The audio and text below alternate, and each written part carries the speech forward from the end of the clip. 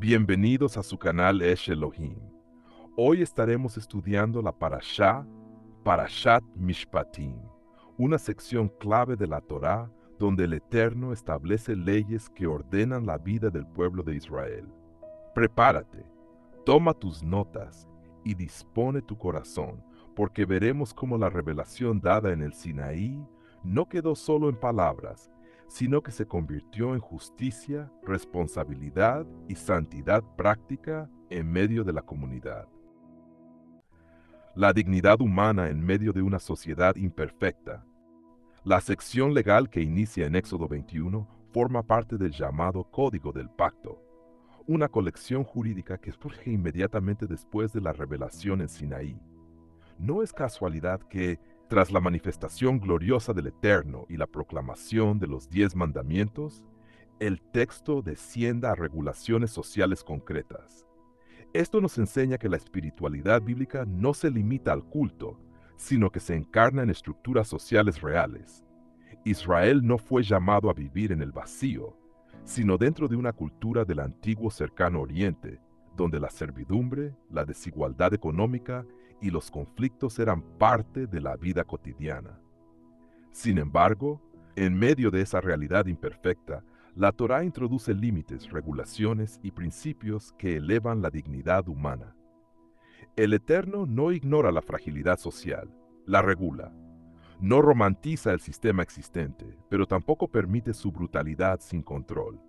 Desde el principio observamos que la ley no nace para oprimir, sino para contener el abuso y recordar que incluso dentro de estructuras imperfectas, el ser humano sigue siendo portador de valor delante del Eterno.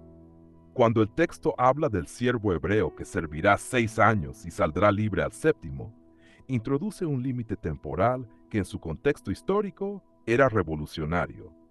En otros códigos legales antiguos, la servidumbre podía ser permanente y hereditaria, sin opción de redención. Aquí, en cambio, se establece un ciclo definido que protege la esperanza de libertad. El número 7 no es casual. En la cosmovisión hebrea simboliza plenitud y restauración. La liberación al séptimo año conecta con el ritmo sabático que estructura toda la teología del pacto. Esto revela que incluso en situaciones de deuda o pobreza, el Eterno no cancela la dignidad del individuo. La servidumbre en Israel no debía convertirse en esclavitud perpetua deshumanizante. El texto no idealiza la pobreza, pero la regula con compasión jurídica. La ley se convierte en un muro de contención contra la explotación indefinida. Así, la dignidad humana no depende de la posición económica, sino del hecho de pertenecer a un pueblo que vive bajo el gobierno justo del Eterno. El caso de la mujer vendida como sierva revela otra dimensión protectora. En el antiguo cercano Oriente, las mujeres en contextos de vulnerabilidad podían quedar completamente desamparadas. Sin embargo, la Torá exige provisión concreta: alimento, vestido y deber conyugal. Estas 3 obligaciones constituyen un mínimo inviolable. Si el hombre no cumple, la mujer sale libre sin pagar rescate. Este detalle es crucial. La ley limita el poder masculino y reconoce derechos básicos que no pueden ser negociados. La legislación no elimina la realidad patriarcal de su tiempo, pero introduce responsabilidad ética dentro de ella.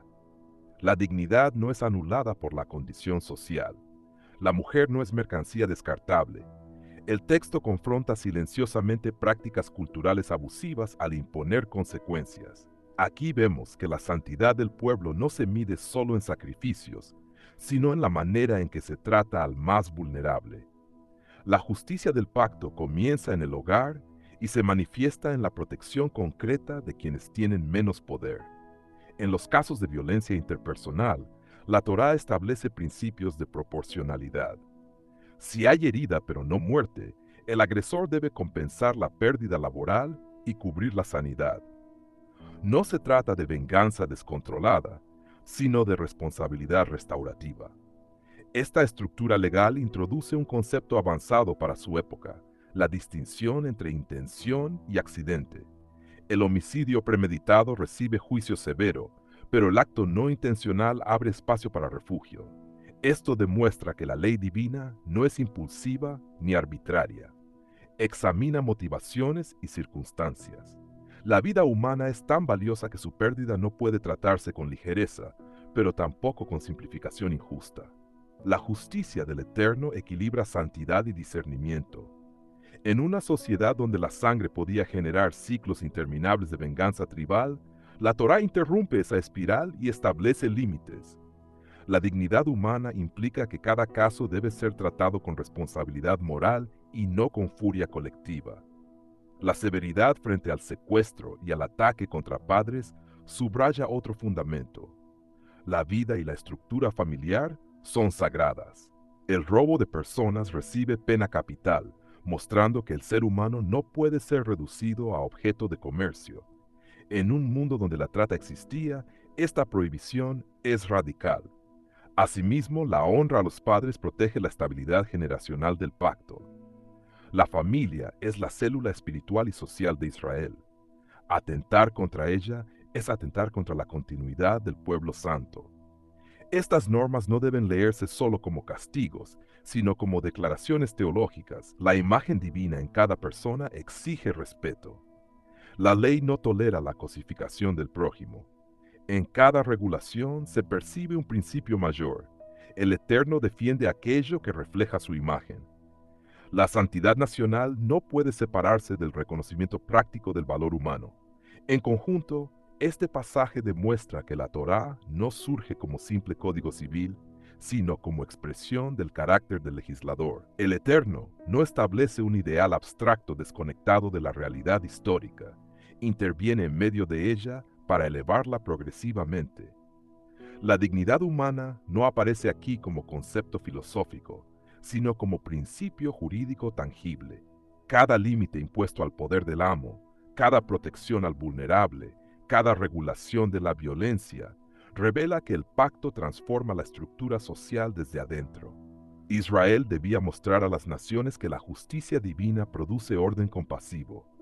La ley no era opresión, sino pedagogía moral. En una sociedad imperfecta, el Eterno introduce principios que apuntan hacia una restauración mayor. Así, el pueblo del pacto aprende que la verdadera santidad se manifiesta en cómo se administra el poder y cómo se protege al débil. Si el Eterno reveló incluso los aspectos más frágiles y conflictivos de la vida social para preservar la dignidad humana, ¿cuánto más exige hoy que su pueblo refleje ese mismo carácter? No podemos proclamar santidad mientras toleramos abuso, injusticia o indiferencia hacia el vulnerable. La espiritualidad auténtica se evidencia en la manera en que tratamos al que depende de nosotros. Examinar este pasaje nos obliga a evaluar nuestras relaciones, nuestro ejercicio de autoridad y nuestra responsabilidad ética. La dignidad no es negociable cuando se vive bajo pacto. Que nuestro compromiso con el Eterno se manifieste no solo en palabras, sino en prácticas concretas que honren la vida, protejan al débil y reflejen la justicia compasiva del legislador. La justicia proporcional del Eterno, vida por vida. Éxodo 21 se encuentra dentro del llamado Código del Pacto, una sección legal que desarrolla las implicaciones sociales de los 10 mandamientos. El caso presentado no es abstracto, sino concreto. Una riña entre hombres provoca daño colateral a una mujer embarazada. El texto contempla dos escenarios.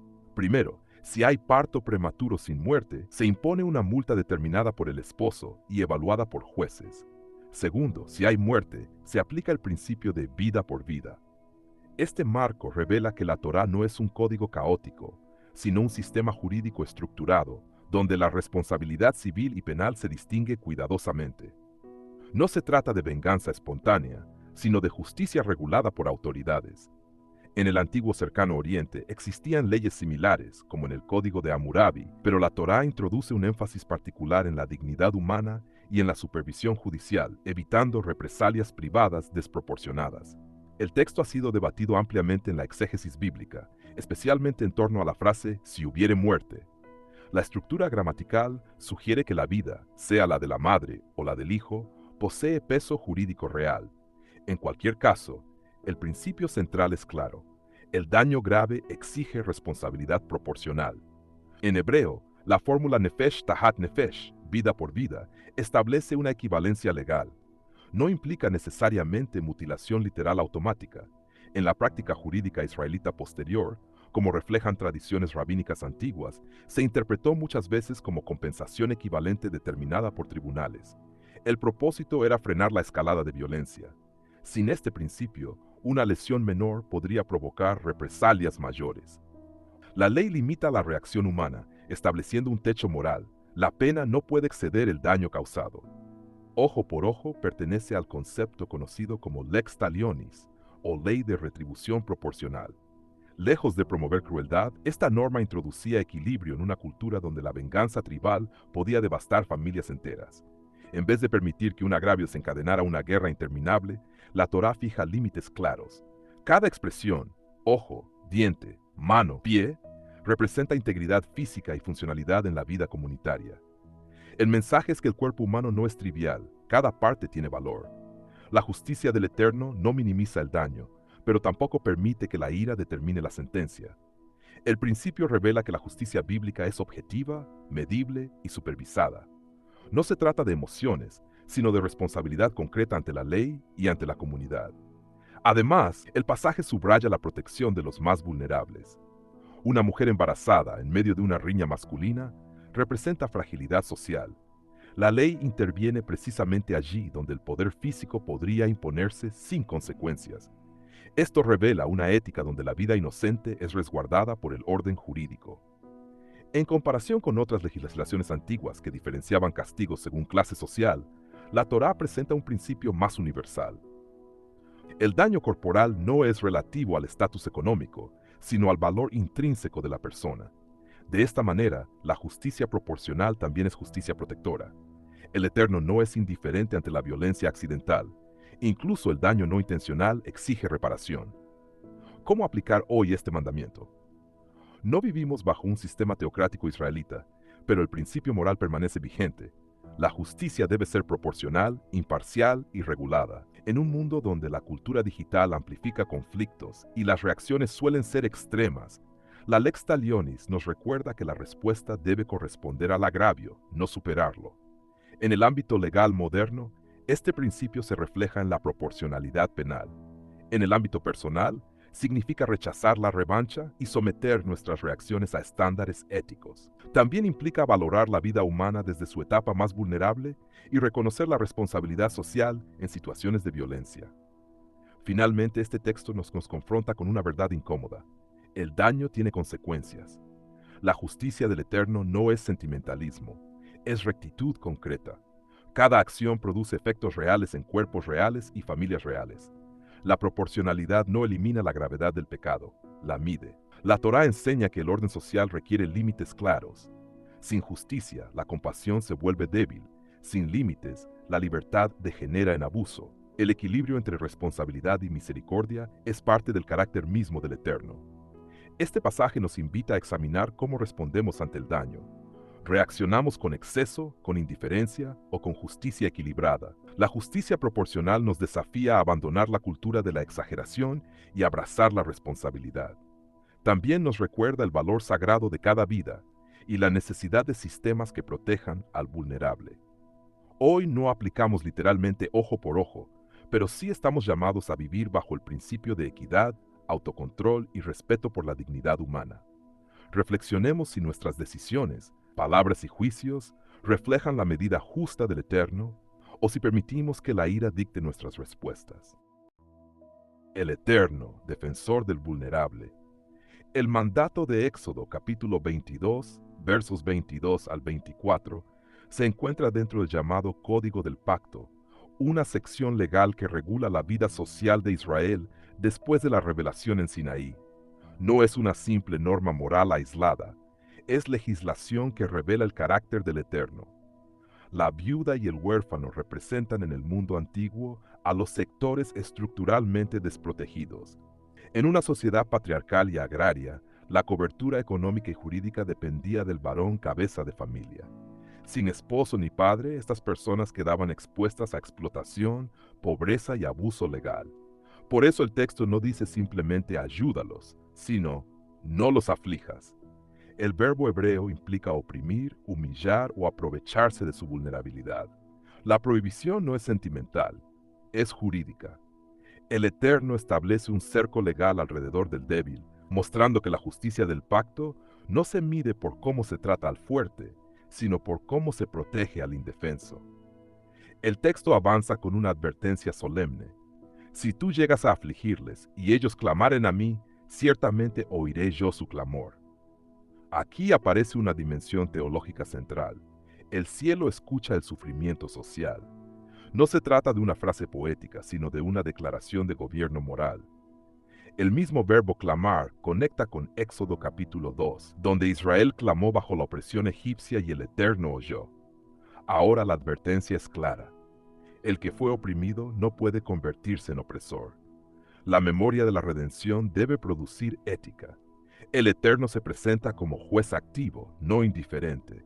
El sufrimiento del vulnerable no queda ignorado, provoca respuesta divina. Este principio atraviesa toda la Escritura.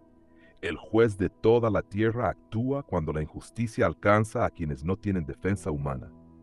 No es una amenaza vacía, es una declaración de justicia viva. La severidad del juicio impresiona. Mi furor se encenderá y os mataré a espada, y vuestras mujeres serán viudas, y huérfanos vuestros hijos. Esta es justicia medida por medida. El que produce viudas termina produciendo dolor en su propia casa. La Torá no promueve venganza personal, sino equilibrio moral bajo la autoridad del Eterno. El castigo refleja el daño causado. En el mundo antiguo, donde el poder solía proteger al poderoso, esta legislación invierte la lógica cultural. El verdadero respaldo lo tiene el débil. El Eterno se posiciona como pariente redentor del que no tiene pariente. Esta inversión es profundamente contracultural. El pacto no protege privilegios, protege justicia. Aquí entendemos que la espiritualidad sin ética social es una contradicción. El altar y el trato al huérfano están inseparablemente conectados. Los profetas posteriores desarrollan este mismo principio. Isaías denuncia a quienes despojan a la viuda mientras mantienen rituales religiosos. Jeremías declara que la estabilidad nacional depende de no oprimir al extranjero, al huérfano y a la viuda. Esto demuestra que la defensa del vulnerable no es un detalle secundario de la ley, es un indicador del estado espiritual de la nación. Cuando el pueblo abandona esta responsabilidad, el juicio histórico se activa. El Eterno no solo observa la liturgia, examina la justicia social. El pacto incluye adoración y compasión. No hay santidad auténtica si la vulnerabilidad ajena es explotada. Este pasaje se convierte en una radiografía moral de cualquier sociedad. ¿Cómo trata al que no tiene voz ni poder? En términos actuales, la categoría de viuda y huérfano puede ampliarse a cualquier persona estructuralmente vulnerable. Niños sin protección, mujeres abandonadas, ancianos desamparados, migrantes explotados, personas sin respaldo legal. La esencia del mandamiento no está limitada a una cultura antigua. Es un principio ético permanente. El Eterno sigue siendo defensor del vulnerable.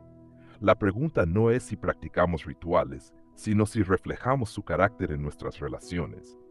Cada abuso, cada indiferencia consciente ante el sufrimiento entra en conflicto directo con la justicia divina. Este texto nos obliga a examinar no solo acciones individuales, sino estructuras que perpetúan desprotección. La fe bíblica no es evasiva, es concreta y socialmente responsable. Finalmente, el pasaje revela algo profundo sobre el corazón del Eterno. Su autoridad no es fría ni distante. Él oye, Él responde, Él defiende. La justicia divina no es abstracta, tiene sensibilidad hacia el sufrimiento real. Esta verdad ofrece consuelo al oprimido y advertencia al opresor. El pacto establece un estándar donde la espiritualidad verdadera se evidencia en la protección del frágil. Cuando el fuerte abusa, el cielo interviene. Cuando el débil clama, el Eterno escucha. Ese equilibrio sostiene el orden moral que Él mismo estableció. Si el Eterno se identifica como defensor del vulnerable, entonces toda persona que camina en pacto con Él debe reflejar ese mismo carácter. No basta con profesar fe, es necesario practicar justicia. No basta con estudiar la Torá. Es necesario vivirla en favor del que no puede defenderse. Este pasaje nos confronta con una pregunta directa. ¿Estamos usando nuestra influencia, recursos y palabras para proteger al débil o para ignorarlo? La verdadera espiritualidad se mide en el trato hacia el indefenso. Que nuestra vida sea coherente con el carácter del Eterno, defendiendo, cuidando y honrando a quienes el mundo suele olvidar. Amar más allá del conflicto. Justicia que vence la enemistad. El mandato en Éxodo 23, versículos 4 y 5, parece sencillo, pero es radical en su profundidad. Si encuentras el buey de tu enemigo extraviado, devuélvelo. Si ves el asno del que te aborrece caído bajo su carga, ayúdalo a levantarlo. La Torá no está regulando simple trato hacia el prójimo amable, sino hacia el adversario declarado. El texto asume la existencia real del conflicto, del resentimiento y de la enemistad, pero introduce un principio superior. La justicia del pacto no se suspende por animosidad personal. El Eterno exige que el corazón del pueblo no sea gobernado por el rencor, sino por la responsabilidad moral. La obediencia no depende de los sentimientos, sino del carácter. Aquí la justicia no es retribución emocional, sino fidelidad a un estándar divino que protege la vida, la propiedad y la dignidad, incluso del enemigo. Este pasaje revela que la justicia bíblica no es pasiva. No dice, no le hagas daño, sino actúa a su favor. La diferencia es enorme. El Eterno no permite neutralidad cómoda cuando el adversario sufre una pérdida o dificultad visible. El mandato confronta el deseo natural de ignorar el problema del otro.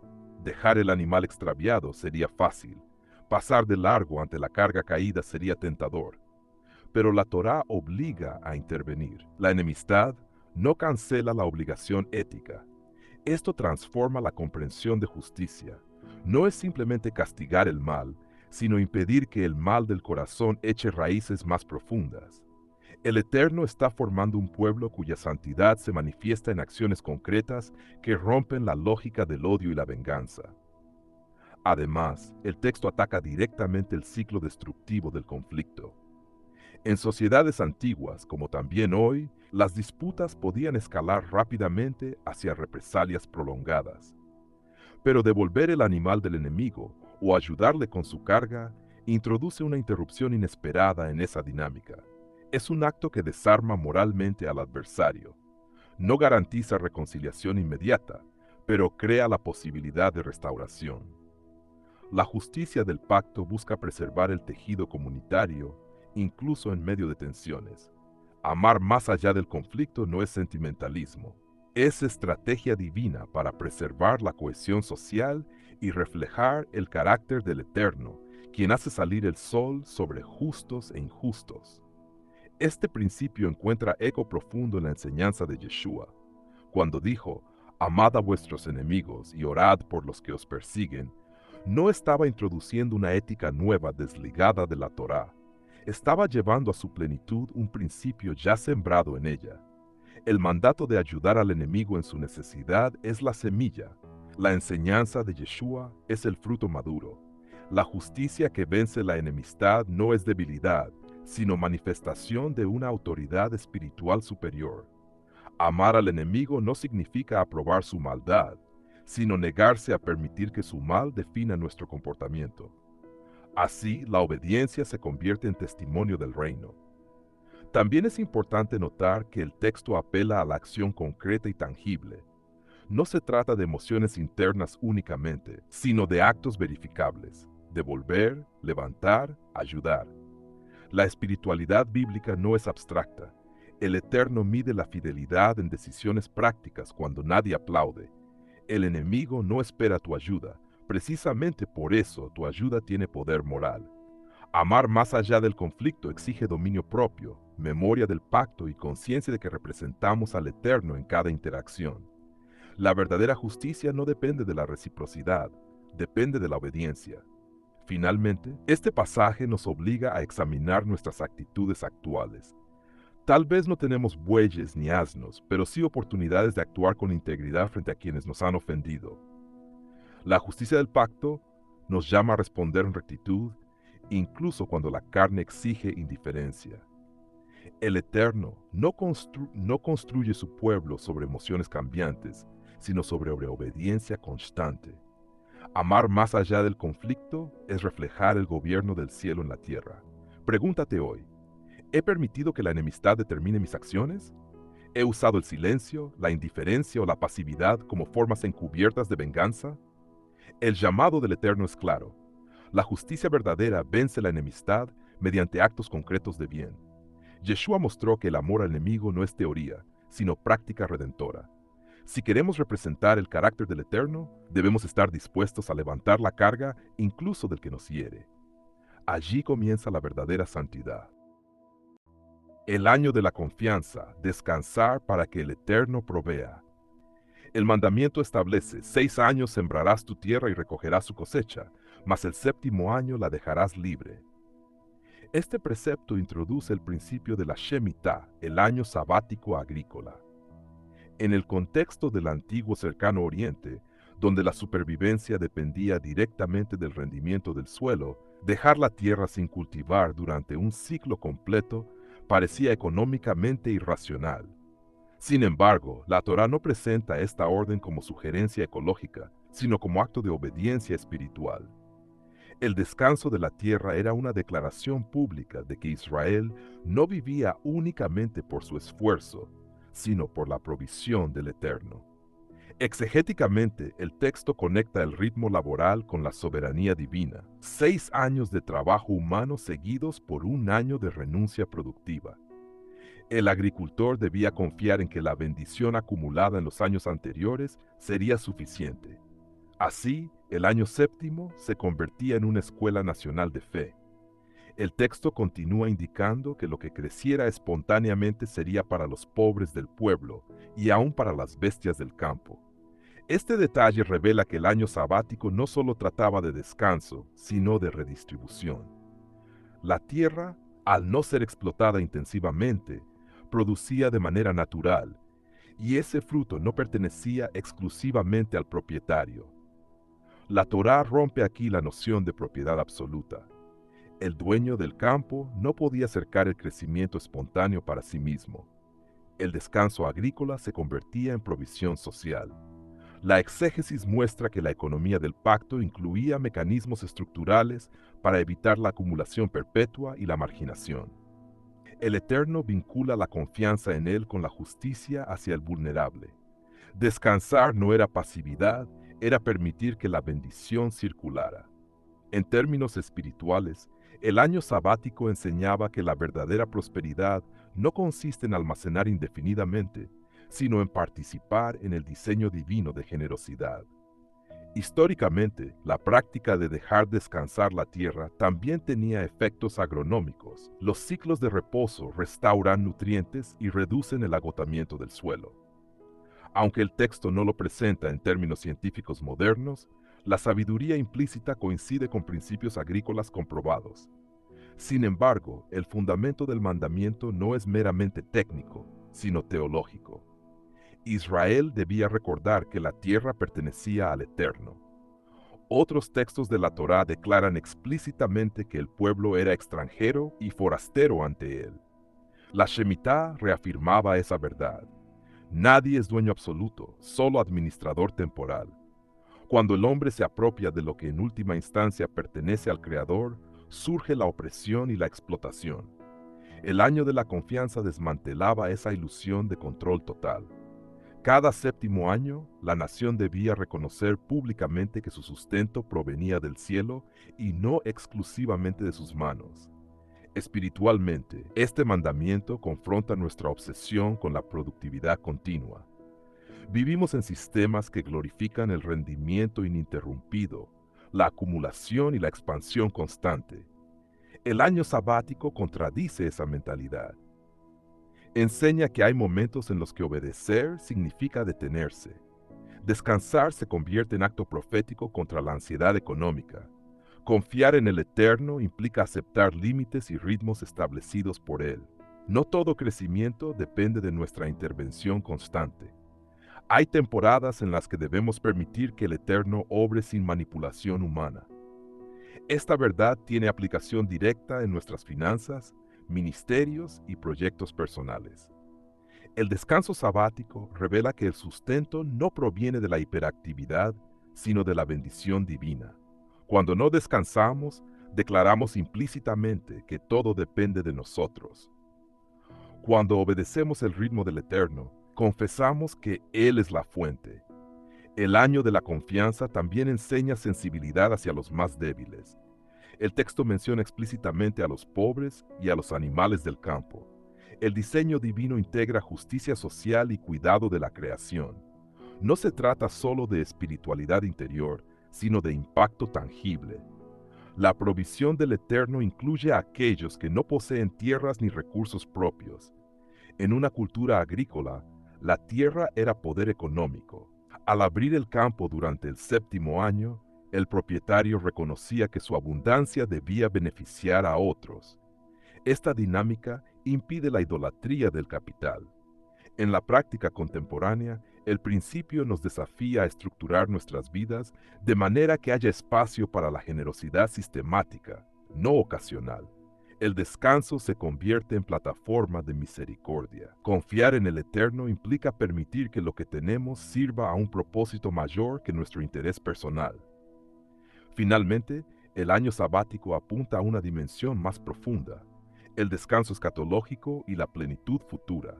El patrón de 6 y 1 no es accidental, refleja el ritmo de la creación misma. Así como el séptimo día fue apartado como santo, el séptimo año consagraba el ciclo agrícola. Este diseño anticipa la idea de un descanso mayor y una restauración integral donde la tierra y la humanidad experimentan renovación completa. Cada ciclo sabático era recordatorio de que la historia no avanza únicamente por esfuerzo humano, sino por el plan soberano del Eterno. Vivir bajo este principio transforma nuestra perspectiva del tiempo y del trabajo. No somos esclavos de la producción, somos participantes en un orden sagrado que equilibra labor y reposo. El año de la confianza nos enseña que el descanso no es pérdida, sino inversión espiritual en la fidelidad divina. El año de la confianza nos confronta con una pregunta esencial. ¿De verdad creemos que el Eterno es nuestra fuente? Descansar implica soltar el control, renunciar al miedo y permitir que Él sostenga lo que no podemos manejar. Este principio no exige necesariamente abandonar el trabajo durante un año literal hoy, pero sí adoptar un corazón que confía más en la provisión divina que en la autosuficiencia. Es tiempo de evaluar nuestros ritmos, nuestras prioridades y nuestra relación con los recursos. ¿Vivimos acumulando por temor o compartiendo por fe? El llamado es a recuperar el descanso como acto de obediencia y confianza. Cuando aprendemos a detenernos bajo la dirección del Eterno, descubrimos que Él sigue obrando aun cuando nosotros cesamos. La verdadera seguridad no está en la cosecha constante, sino en el carácter fiel de aquel que promete sostenernos. El Eterno va delante de ti, obediencia que garantiza dirección, protección y bendición. Éxodo 23, versos 20 al 25, forma parte del llamado Libro del Pacto, donde el Eterno establece las bases espirituales y sociales que regirían a Israel en su tránsito hacia la tierra prometida. El anuncio, «He aquí yo envío mi ángel delante de ti», no es un detalle menor, sino una declaración estratégica. En el contexto del antiguo cercano Oriente, las naciones atribuían sus victorias a la presencia simbólica de sus deidades. Sin embargo, aquí el texto presenta algo superior. El Eterno mismo toma la iniciativa histórica. Israel no marcha primero, el Eterno abre camino. Esto establece un principio teológico profundo. La dirección auténtica no nace de la intuición humana ni del cálculo militar, sino de la obediencia a la presencia divina que precede cada paso. La vida del pacto comienza entendiendo que no somos pioneros independientes, sino seguidores de una guía celestial que ya ha preparado el terreno. El texto añade una afirmación solemne: mi nombre está en él. En la mentalidad hebrea, el nombre representa esencia, autoridad y carácter. No es un título vacío, sino la manifestación activa del poder del Eterno. Decir que el nombre está en el ángel implica que actúa con autoridad delegada plena. Por eso la advertencia es contundente. Oye su voz, no le seas rebelde. La raíz hebrea de oír, shamá, implica escuchar con intención de obedecer. No se trata de percepción auditiva, sino de sumisión práctica. La rebelión no es un error casual, sino una ruptura consciente del pacto. Aquí comprendemos que la protección prometida está condicionada a la obediencia. El Eterno guía, pero el pueblo decide si camina bajo esa guía o si se desvía por autosuficiencia. Cuando el pasaje declara, seré enemigo de tus enemigos y afligiré a los que te afligieren, establece una transferencia de conflicto. Israel no tendría que confiar en su propia fuerza, sino en la fidelidad del Eterno. Históricamente, los pueblos mencionados, amorreos, eteos, fereceos, cananeos, heveos y jebuseos, poseían estructuras militares consolidadas y ciudades fortificadas, como lo evidencian hallazgos arqueológicos en regiones de Canaán. Humanamente, la conquista parecía improbable. Sin embargo, el texto desplaza el centro de la victoria hacia la obediencia. La batalla no era meramente territorial, sino espiritual. Cuando el pueblo permanecía alineado al pacto, el Eterno intervenía en su favor. Esto revela un patrón constante en la Escritura. La fidelidad precede a la intervención divina. La victoria no es producto de superioridad humana, sino de dependencia reverente. El mandato de no inclinarse ante los dioses cananeos introduce el tema de la pureza espiritual. En el antiguo cercano oriente, la idolatría estaba ligada a sistemas económicos, rituales agrícolas y prácticas de fertilidad. Adoptar esas costumbres significaba adoptar una cosmovisión completa. El Eterno exige ruptura total, destruir estatuas y no imitar sus prácticas. Esta radicalidad no es intolerancia cultural, sino preservación del pacto. La identidad de Israel debía diferenciarse claramente de las naciones circundantes. Espiritualmente, esto enseña que la obediencia requiere separación de estructuras que contradicen el carácter del Eterno. No se puede servir al Eterno y al mismo tiempo asimilar valores que niegan su soberanía. La dirección divina se mantiene cuando la lealtad es exclusiva. El texto continúa con una promesa concreta. Bendecirá tu pan y tus aguas. En la cosmovisión hebrea no existe división entre lo espiritual y lo material. El servicio al Eterno impacta la agricultura, la salud y la estabilidad social. El pan representa provisión diaria, el agua, vida y pureza. La bendición no es lujo desmedido, sino suficiencia bajo cobertura divina. Incluso la mención de quitar enfermedad refleja una comprensión integral del bienestar. En contraste con las prácticas mágicas de otras culturas para asegurar fertilidad y salud, el texto presenta la obediencia como el camino hacia la prosperidad. El Eterno no solo promete victoria militar, sino sustento cotidiano y estabilidad comunitaria. Finalmente, el pasaje revela una estructura clara: dirección, advertencia, promesa y bendición. Primero el Eterno va adelante, luego exige obediencia, después asume la defensa del pueblo y finalmente otorga bienestar. Esta secuencia muestra que la bendición no es automática ni arbitraria, sino consecuencia de caminar tras su guía. La teología del pacto no funciona por emoción, sino por fidelidad constante. Cuando el pueblo escucha y actúa conforme a la voz del Eterno, experimenta protección integral. Cuando se revela, pierde cobertura. El texto no presenta un mensaje superficial de éxito, sino una relación condicional basada en obediencia consciente. Reflexión y llamado. El Eterno sigue yendo delante de aquellos que deciden escuchar su voz. La pregunta no es si Él guía, sino si estamos dispuestos a obedecer. La dirección, la protección y la bendición están vinculadas a una lealtad sin mezcla y a una separación clara de todo lo que compite con su autoridad. Hoy el llamado es examinar el corazón, abandonar rebeldías ocultas, romper con influencias que contradicen el pacto y caminar detrás del Eterno con confianza plena. Bendición, guerra y santidad, el equilibrio del pacto. El pasaje inicia con una promesa concreta. No habrá mujer que aborte ni estéril en tu tierra, y completaré el número de tus días. En el mundo antiguo, la fertilidad y la longevidad eran señales visibles de estabilidad social y favor divino.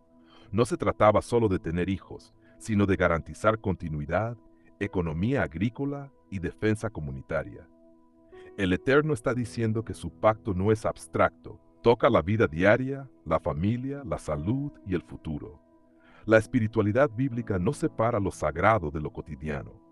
Para una audiencia secular, esto puede entenderse como un principio integral. La fidelidad a valores trascendentes impacta la estructura social. El texto presenta la bendición como resultado de una relación ordenada con el Creador.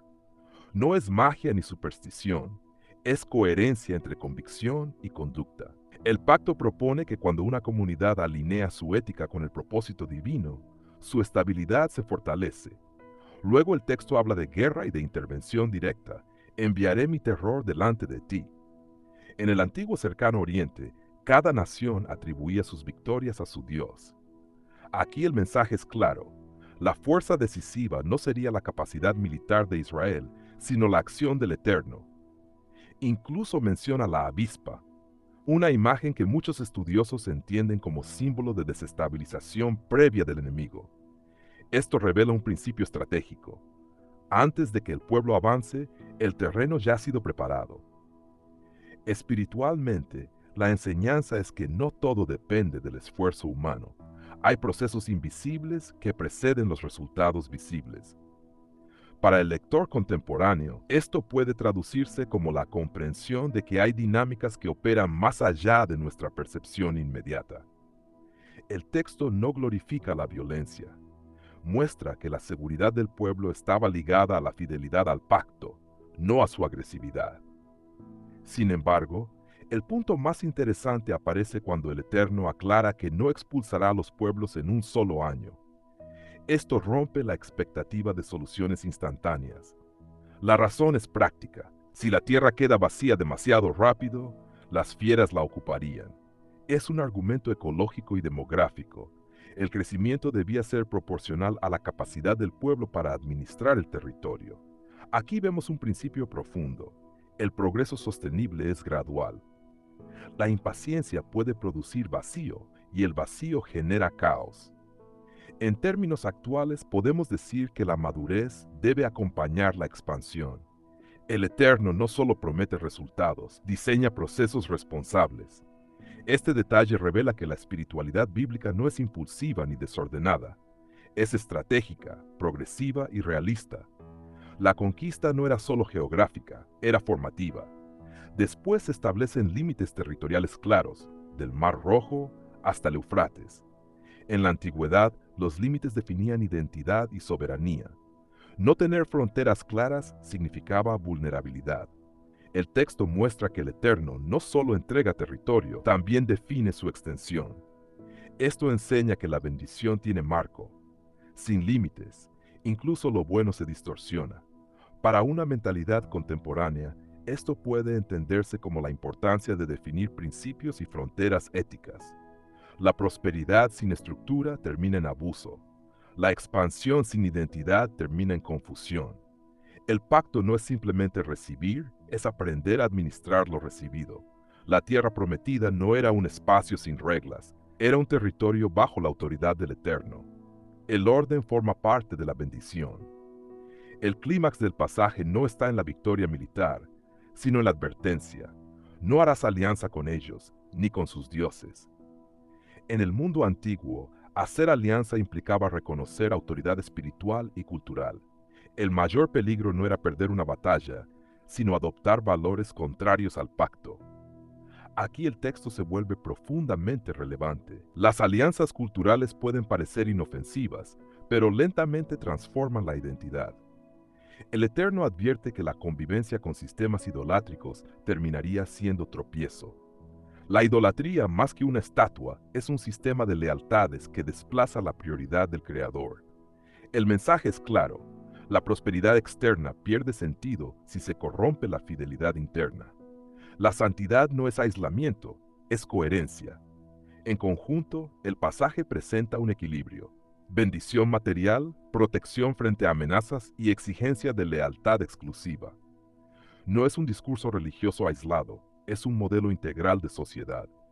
El Eterno ofrece estabilidad y crecimiento, pero demanda fidelidad y separación de aquello que erosiona la identidad espiritual. La enseñanza central es que prosperidad sin santidad termina en decadencia. La guerra externa era visible, pero la batalla interna por la lealtad era más decisiva. La historia posterior de Israel confirmará que el verdadero colapso no vino por falta de poder militar, sino por asimilación espiritual. El pacto propone que la bendición auténtica está inseparablemente unida a la fidelidad ética y espiritual. Este pasaje nos confronta con una pregunta directa: ¿de qué sirve avanzar, prosperar y conquistar espacios si en el proceso adoptamos valores que contradicen nuestra esencia? El Eterno no solo promete abrir caminos, exige coherencia en el corazón. La invitación es a revisar nuestras alianzas, nuestras prioridades y las influencias que permitimos establecerse en nuestra vida. La bendición es integral, pero también lo es la responsabilidad. Crecer sin perder la identidad es el verdadero desafío. Este fue su canal Esh Elohim. Gracias por acompañarnos en el estudio de la Parashat Mishpatim. Que lo aprendido hoy no quede solo en palabras, sino que se convierta en una vida guiada por la justicia y la obediencia al Eterno. Nos vemos en el próximo Shabbat para seguir profundizando en la Torá y creciendo juntos en conocimiento y fidelidad. Que el Eterno te bendiga y te guarde. Que el Eterno haga resplandecer su rostro sobre ti y tenga de ti misericordia. Que el Eterno alce sobre ti su rostro y ponga en ti paz.